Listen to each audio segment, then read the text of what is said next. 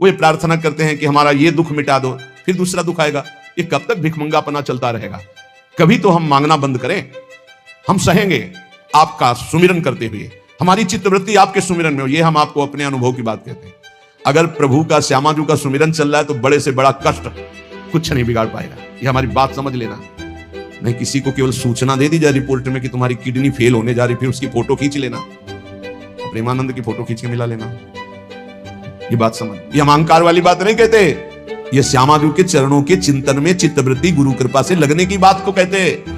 प्रभु से ये मत मांगो कि मेरा दुख मिटा दो। सैकड़ों दुख है, कब तक गिराते रहेंगे? दुख की जड़ें मिट जाए तो क्या? आपका चिंतन। हमारे रसिकों ने क्या मांगा?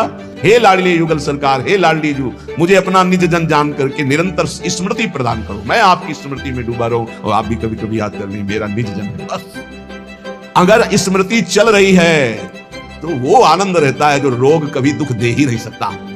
किसी भी रोग में इतनी दुख देने की सामर्थ्य नहीं है जितनी श्यामाजू के चरणों के आश्रय से सुख समुद्र का उफान आता है। ये फेन बुदबुदा की तरह रोग के दुख इधर उधर लहराते रहते, कुछ फर्क नहीं पड़ता।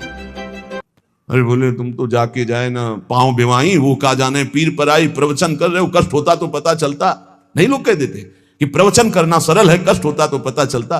तो सच्ची कहते हैं जितने तुम बैठे हो इतने में हमें लगता है किसी की दोनों किडनी फेल नहीं होंगी। नहीं होंगी, नहीं ऐसे नहीं बैठ सकते जैसे बैठे हो। श्यामाजू की कृपा से 1 बजे से चल रही दिनचर्या और 10:15 बजे तक ऐसी ही दिनचर्या चलेगी। गुरुजी तक ऐसे, फिर कुछ प्रसाद पा। ये किडनी से नहीं चल रहा, ये श्री जी की कृपा से चल रहा है। और वो कृपा आप सब पे भी है। केवल श्यामाजू के चरणों का आश्रय के चिंतन में रहो।